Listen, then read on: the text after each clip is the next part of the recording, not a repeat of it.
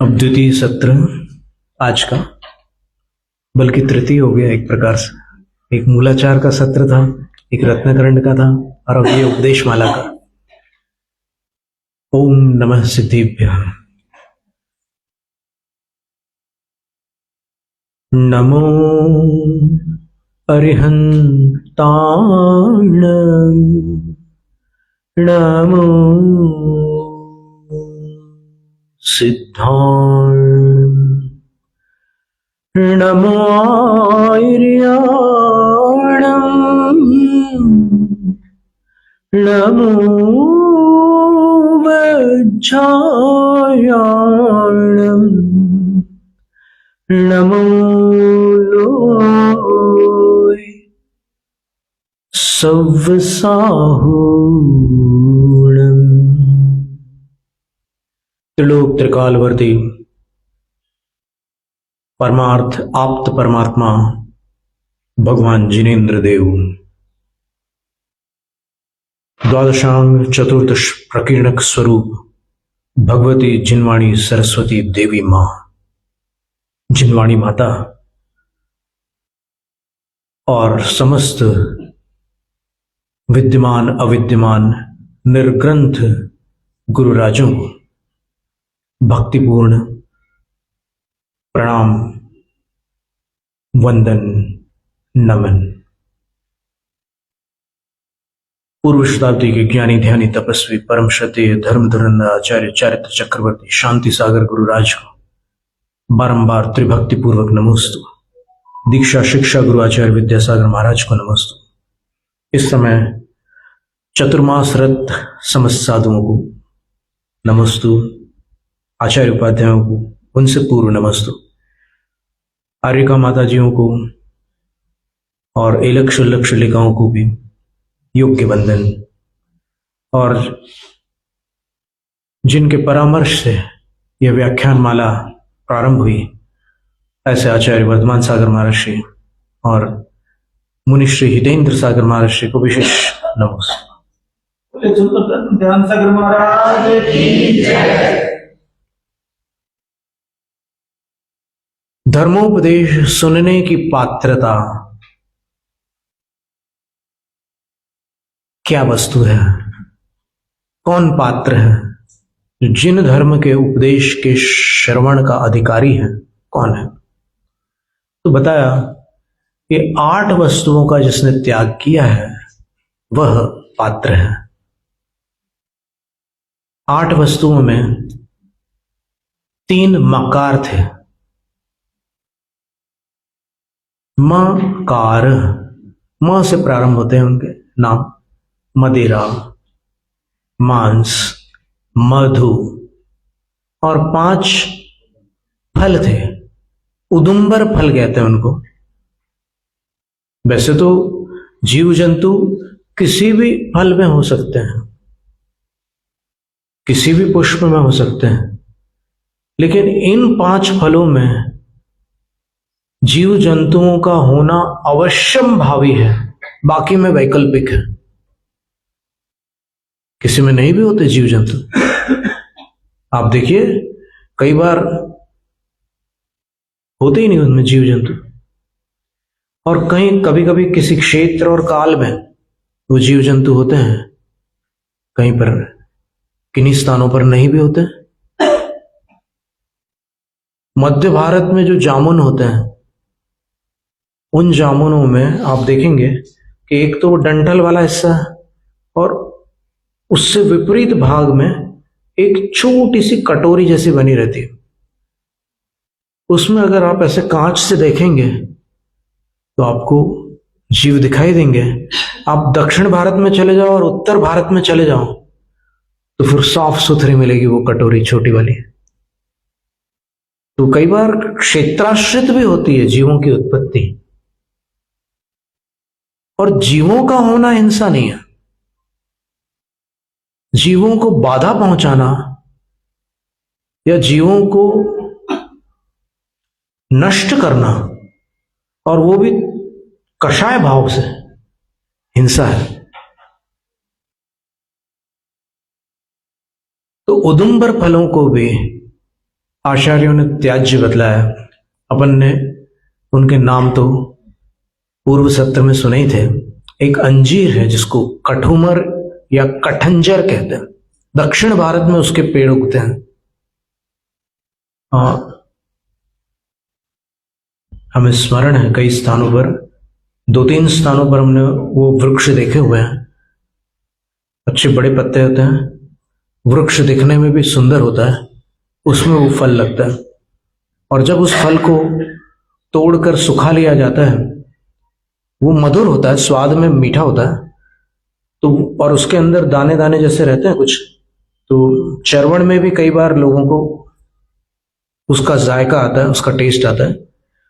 उसको वैद्य लोग बोलते हैं कि दूध में भिगा करके वो दूध पिया करो, अंजीर वाला दूध, तो सेहत के लिए अच्छा रहता है।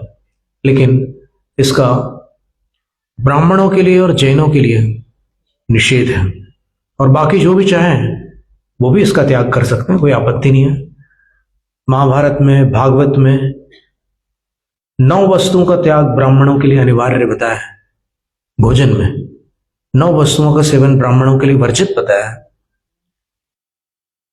मद्य मांस मधु त्यागी त्यक्तो दुंबर पंचकः निशाहार परित्यक्त एतद ब्राह्मण लक्षणम। ब्राह्मण का लक्षण बताया। और यहां जैनों में कह रहे हैं कि 8 चीजों का अगर त्याग नहीं करते तो आप जैन धर्म का उपदेश सुनने की ही पात्रता से रहित हो जाते हैं। और मान लो आपने सुन भी लिया तो असर नहीं होगा। धर्म श्रवण से जो सम्यक की प्राप्ति होती है वो मुश्किल है।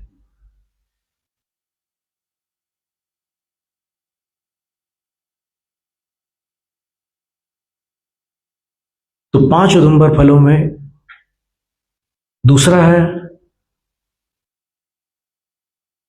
एक पाकर, पिलखन फल हमने बतलाया था ना, जिसके वृक्ष यहां उत्तर प्रदेश में, उत्तर भारत में काफी मिलते हैं।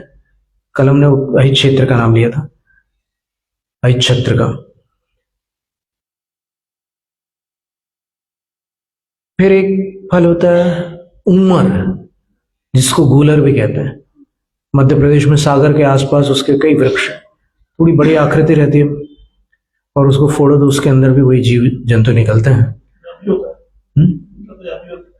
गूलर यहां भी होता है, बिल्कुल ठीक है।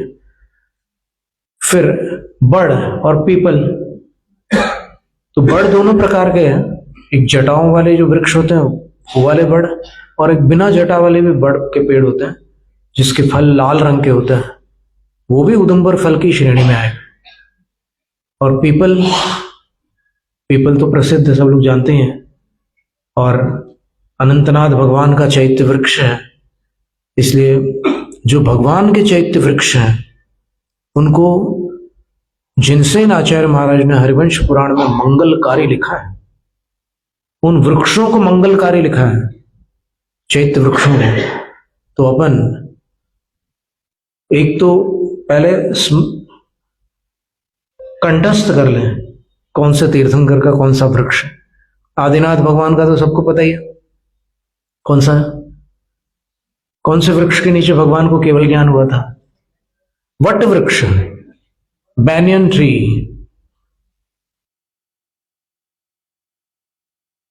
और अनंतनाथ भगवान को पीपल के वृक्ष के नीचे हुआ था। पार्श्वनाथ भगवान के विषय में 2 कथन आते हैं, धव वृक्ष अथवा देवदारू वृक्ष। देवदारू की लकड़ी बहुत सुगंधित होती है, हिमालय के आसपास उसके वृक्ष पाए जाते हैं, और उससे कुछ लकड़ी के उपकरण वगैरह भी तैयार होते हैं। तो इन 5 फलों का भी त्याग करना आवश्यक है उपदेश की पात्रता पाने के लिए। और फिर ब्राह्मणों के लिए तो कहा कि इन 8 का त्याग होगा और साथ में रात्रि भोजन का त्याग होगा तो ब्राह्मण की पहचान होगी। ब्राह्मणों के लिए कहा। फिर जैनियों के लिए रात्रि भोजन का क्या हिसाब किताब है? तो पद्म पुराण का 14वां पर्व आप सब पढ़ सकते हैं, बहुत ही सुंदर है, पठनीय है, उसको पढ़ने के बाद ऐसा लगता है कि उसको पढ़ने के बाद रात में भोजन करना मुश्किल हो जाएगा। तो अब जो लोग रात्रि भोजन से अत्यधिक प्रीति रखते हैं वो तो समझ गए कि ये लाल बत्ती है, अपन इससे बच के रहो। पद्म पुराण का 14वां पर्व ये कभी ना पढ़ो। लेकिन सत्य से कब तक बचोगे? नहीं पढ़ने से जो नुकसान होगा उससे बच पाओगे क्या? तो पढ़ ही लो ना एक बार।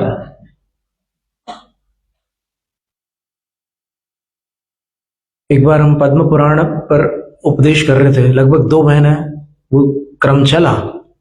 बीच में थोड़ा अवकाश आ गया था स्वास्थ्य के कारण, पर वो चला 2-2.5 महीने तक के चला। तो उसमें जब 14वां पर्व आया जिसमें रात्रि भोजन त्याग का वर्णन था, तब एक सज्जन उस सभा में उपस्थित थे जो रात्रि भोजन करते थे, और उनके परिवार वालों का दृढ़ विश्वास था कि इसको मतलब इनको इस धरती पर कोई रात्रि भोजन त्याग नहीं करवा सकता। भले ये जैन परिवार में पैदा हो गए, लेकिन इनको रात्रि भोजन कोई त्याग नहीं करवा सकता।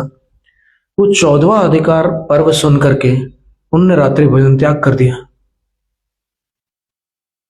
तो कुटुंब परिवार में खलबली मच गई कि ये क्या हो गया, ऐसा कैसे संभव है। और उनका जो पुत्र था अभिषेक गुलालकरी उसका नाम, अभी 2-3 साल पहले मिला था हमें, बड़ा हो गया अब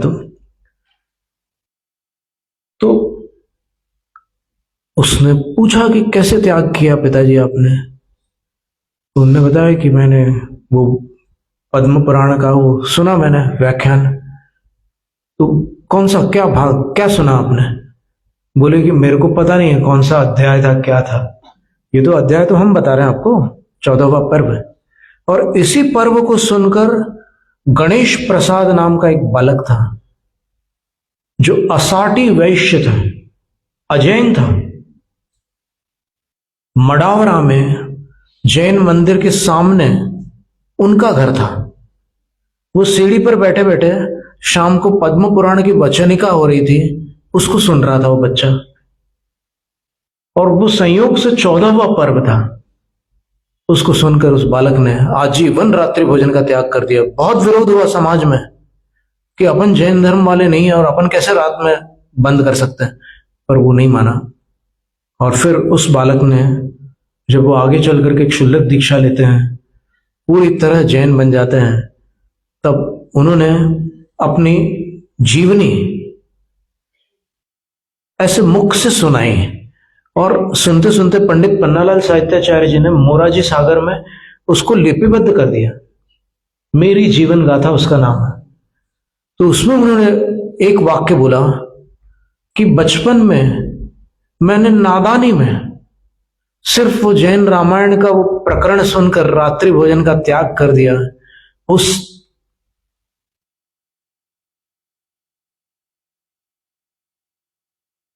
एक त्याग ने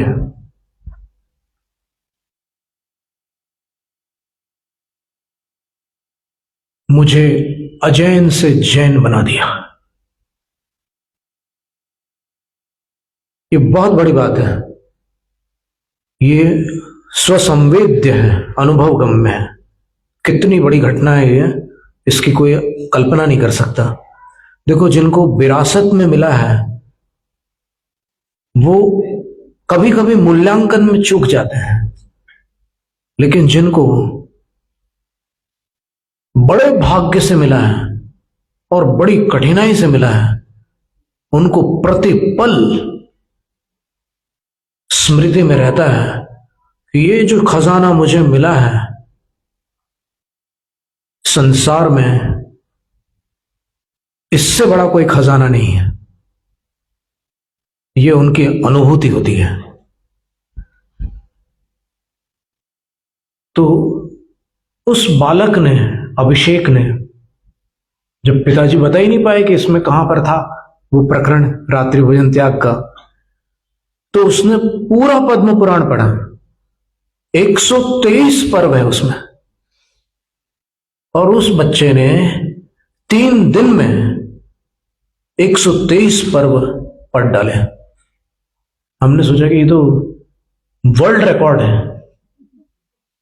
यहां तक कि पद्म पुराण के अनुवादकों ने भी 3 दिन में नहीं पढ़ा। विशुद्धमती माता जी बोलते थे कि 9 दिन में पढ़ लो पद्म पुराण। आचार्य महावीर कीर्ति महाराज बोलते थे कि 8 दिन में पढ़ लो। तुम्हारे जीवन में अगर कोई संघर्ष होगा या फिर कोई परेशानी होगी, बड़ी परेशानी होगी, तो इतना कर लो, बहुत कुछ सुलझ जाएगा। उस बालक ने 3 दिन में पद्म पुराण पढ़ लिया। और रात्रि भोजन वाला प्रकरण तो 14वें पर्व में समाप्त हो चुका था, पर उसका मन नहीं हुआ रुकने का। पद्म पुराण में वो जादू है, वो चमत्कार है कि उसको अगर कोई पढ़ ले तो पूरा किए बिना छोड़ नहीं सकता। इतनी सुंदर भाषा है। एक बार यहीं कहीं पूर्व भारत का कोई एक जैनेतर व्यक्ति पद्म पुराण पढ़ने बैठ गया। भारतीय ज्ञानपीठ से प्रकाशित पद्म पुराण को उसने जब पढ़ना प्रारंभ किया तो पढ़ते पढ़ते उसने भी 123 पर्व पढ़ डाले। और उसको पढ़ने के बाद उसने अनुवादक को पत्र लिखा। पंडित पन्नालाल साहित्याचार्य जी ने पद्म पुराण का अनुवाद किया। उनसे पहले पंडित दौलत राम जी ने भी अनुवाद किया हुआ है ढूंढारी में। वो दौलत राम जी अलग है, छेड़ाला वाले दौलत राम जी अलग है। ये दौलत राम जी कासलीवाल थे। उन्होंने कहीं से ढूंढ कर निकाला पंडित पन्नालाल जी का पता और जो कुछ भी था, और एक पत्र भेजा। वो पत्र पंडित जी ने हम लोगों को बताया कि पद्म पुराण के विषय में एक जैनेतर का अभिमत आया है, देख लो क्या लिखा उसने। उसने लिखा था कि मैं एक पाठक हूं, अर्थात मैं पठन प्रेमी हूं। मैं ये नहीं बता सकता कि मैंने आज तक कितने उपन्यास पढ़े हैं।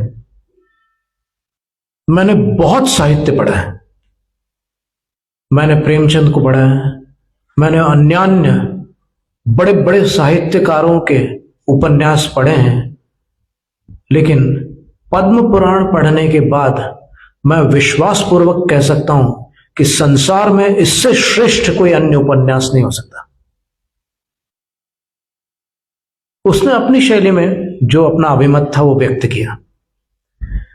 अब रात्रि भोजन के विषय में आज की जो नई पीढ़ी के सदस्य हैं, जो बच्चे हैं या युवा पीढ़ी के लोग हैं, वो पूछते हैं कि देखो उस समय जब शास्त्र लिखे गए तब ये आधुनिक आविष्कार नहीं थे। उस समय ये सारे ऐसे प्रबंध नहीं थे, इतना उजाला नहीं था, रात में अंधेरा था, तो अंधेरे में बहुत सारी घटनाएं हो जाती थी। आज तो सब प्रबंध है। आज रात्रि भोजन त्याग का क्या औचित्य है? आज रात्रि भोजन छोड़ने की क्या आवश्यकता? अब तो सब प्रबंध हो चुका है।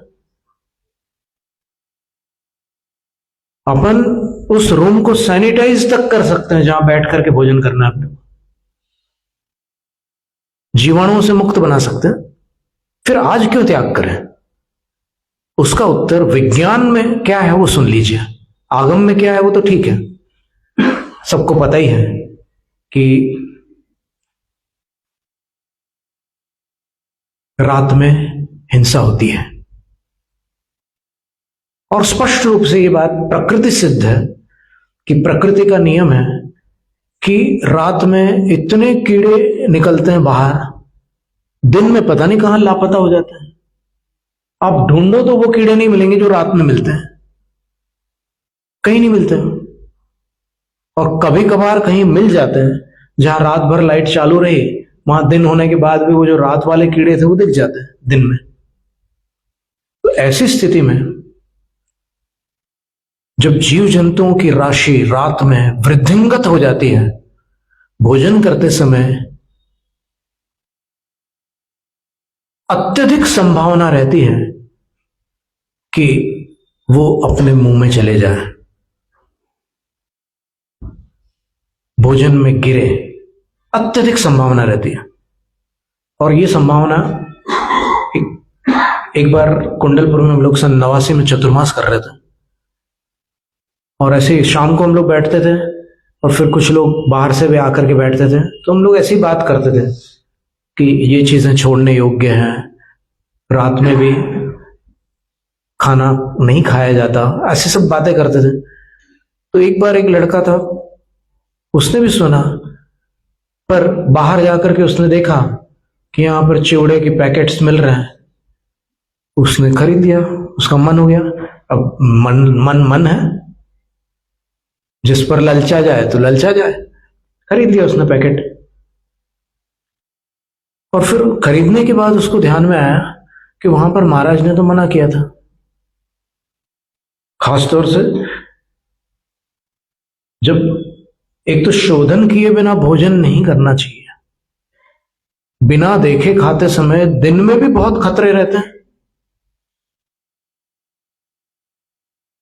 तो ये सारी बात भोपाल में भी एक सज्जन ने सुनी, बुक्स वर्ल्ड वाले अनेकांत जी थे, उनने ये बात सुनी कि बिना देखे कोई भी चीज मुंह में मत डालना, भोजन के समय देखकर ही उसको मुंह में जाने देना। तो वो अपनी दुकान पर बैठे थे, सेव खा रहे थे, अचानक उनको बात याद आई कि आज सुबह महाराज ने कहा था कि बिना देखे मत खाना। तो जैसे उन्होंने सेव को देखा तो उसके बीच वाला जो भाग है ना, उसमें एक कीड़ा था।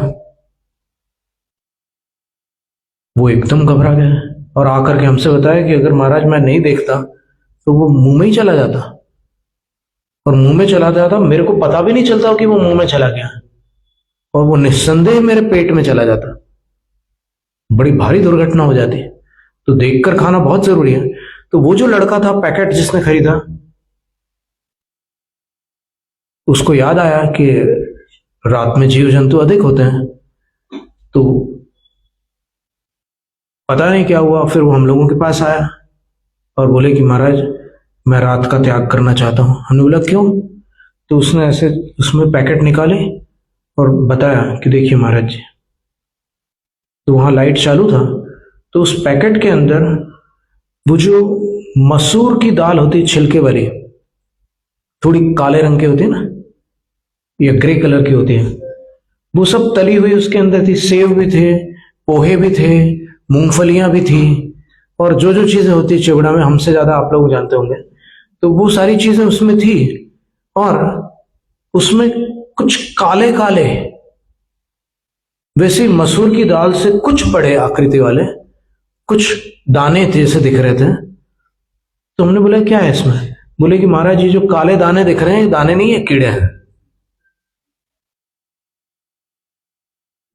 तो रात में जो लाइट के कीड़े होते हैं ना, काले रंग के छोटे, वो थे। तो ये सारे खतरे रहते हैं रात में।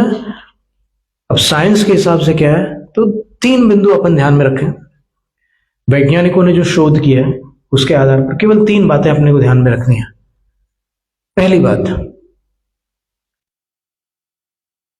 दिन के समय प्रकृति में ऑक्सीजन की मात्रा अधिक होती है, क्योंकि वनस्पतियां सूर्य के प्रकाश को पाकर, फोटोसिंथेसिस नाम की एक प्रक्रिया होती है, प्रकाश विश्लेषण कहते हैं उसको,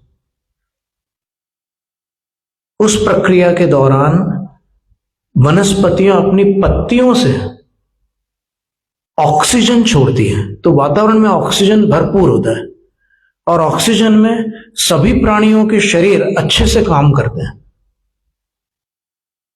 जितने भी दिनचर प्राणी हैं, नक्तंचर प्राणी अलग होते हैं, निशाचर प्राणी अलग होते हैं। दिन में भोजन आदि सारी चेष्टाएं करने वाले लोग प्राणी हैं, उनके शरीर बहुत अच्छे से काम करते हैं ऑक्सीजन। और रात में क्या होता है, कार्बन डाइऑक्साइड की मात्रा बढ़ जाती है, क्योंकि वनस्पतियां ऑक्सीजन छोड़ देती है। और अगर कोई मनुष्य रात में भोजन करता है तो उसको उस भोजन को पचाने के लिए शरीर में जो शक्ति आवश्यक है जो प्रक्रियाएं आवश्यक हैं। अब शरीर का भी एक समय होता है। आप 24 घंटे किसी यंत्र से काम नहीं ले सकते, उसको बीच में थोड़ा सा विश्राम देना पड़ता है। एसी को भी बीच में बंद करना पड़ता है, एम्पलीफायर को भी बीच में बंद करना पड़ता है, कंप्यूटर को भी बीच में बंद करना पड़ता है, नहीं तो फिर तप जाता है। वो इतना तप जाता है कि आप छू नहीं सकते। गाड़ियों को भी बीच में रोकना पड़ता है। लंबे सफर पर जा रहे हैं आप, बीच में रोकना पड़ता है, कार्बोरेटर में पानी डालना पड़ता है। तो अगर कोई व्यक्ति दिन रात भोजन करेगा तो फिर उसकी आहार नली को विश्राम कब मिलेगा? सोचने की बात है। तो वैज्ञानिकों का कहना है कि जब तक ऑक्सीजन है तब तक तो शरीर एकदम पूरी तरह सक्रिय रहता है। रात में तो कार्बन डाइऑक्साइड भरा हुआ है, तो कार्बन डाइऑक्साइड में पाचन क्रिया विधिवत संपन्न नहीं हो सकती। ये वैज्ञानिक तथ्य है। दूसरी बात, वैज्ञानिकों का यह भी कहना है कि आप शयन तब करें जब भोजन मुंह में से, यहां से इसोफेगस से होकर के नीचे जाता है। आहार नली बहुत लंबी, 21 फुट लंबी है मनुष्य की आहार नली। अभी अपने को पता नहीं है, अपन तो अपनी हाइट देखते हैं कि 4-5 फुट की हाइट है, 5.5 फुट की हाइट है, लेकिन आहार नली 21 फुट लंबी है। तो उस 21 फुट लंबी आहार नली में ये सबसे पहले छाती के नीचे जब पेट में भोजन जाता है तो यहां पर सबसे ऊपर जो एक थैली होती है उसका नाम है आमाशय। उसके अंदर भोजन जाता है और उसके अंदर हाइड्रोक्लोरिक एसिड होता है, HCl, डाइल्यूट हाइड्रोक्लोरिक एसिड होता है। उसका जब मिश्रण होता है भोजन के साथ तो वो दूध वगैरह जो भी आपने पिया होगा वो वहां एसिड से मिलकर के फट जाता है। अब वैज्ञानिकों का ये कहना है कि उस थैली से जब भोजन नीचे आंतों में चले जाए तब रात्रि विश्राम स्वास्थ्य का निमित्त है, स्वास्थ्य में सहायक है। और अगर यहां भरा हुआ भोजन है और आप सो रहे हैं रात को तो फिर बहुत परेशानी होगी आपको, स्वास्थ्य बिगड़ेगा। ये दूसरी बात हो गई। और इसमें कब तक रहता है भोजन? बोले 3-4 घंटे तक रहता है। तो इसका अर्थ ये हुआ कि भोजन करने के 3-4 घंटे बाद आपको सोना है। तो अगर आप दिन में भोजन कर लोगे तो ये चिंता समाप्त। ठीक है। तीसरी बात जो वैज्ञानिक बताते हैं वो ये है कि अपनी आंखें, इसमें दिन के समय और रात के समय अंतर आ जाता है। क्या अंतर आता है? पुराने लोग बोलते थे ना कि कपड़े खरीदने जाते हो तो रात में मत जाना, सूरज के उजाले में ही कपड़े खरीदना, रात में खरीदोगे तो सुबह पछताओगे। बोले ऐसा क्यों? तो वैज्ञानिकों ने शोध करके ये पाया कि दिन के समय रंग देखने वाली कोशिकाएं सक्रिय होती है, जिनको वैज्ञानिक भाषा में कोन सेल्स कहते हैं। शंकु आकृति की कोशिकाएं होती है, उनसे अपनी आंखों में वर्ण का विश्लेषण होता है, कलर्स दिखाई देते हैं। और रात के समय क्या होता है? रॉड सेल्स सक्रिय होती है, तो वो ब्लैक एंड व्हाइट विजन में सहायक होती है। रात को काला रंग और सफेद रंग तो देख सकते हैं आप, लेकिन बाकी रंग देखना मुश्किल है। तो रात में जिसको आप जीरा समझ रहे हैं वो कीड़ा होता है, खतरे वाला काम है। इसलिए रात्रि भोजन त्याज्य है। और इन सब का त्याग करने के बाद आप बेधड़क भगवान के उपदेश को सुन सकते हैं, समझ सकते हैं, लाभान्वित हो सकते हैं, अपना उद्धार कर सकते हैं, अपनी संगति में आने वालों का भी भला कर सकते हैं। जैनम जय दुशासन। शास्त्र पठन में मेरे द्वारा यदि जो कहीं कहीं प्रमाद से कुछ अर्थ वाक्य पद मात्रा छूट गई, सरस्वती मेरी उस त्रुटि को कृपया क्षमा करें और मुझे कैवल्य धाम में मां विलंब धरे। वांछित फलदात्री चिंतामणि सदृश मात तेरा वंदन करने वाले मुझको मिले पता मेरा। बोधि समाधि विशुद्ध भावना आत्म सिद्धि मुझको मिले और मैं पा जाऊं मां मोक्ष महासुख को।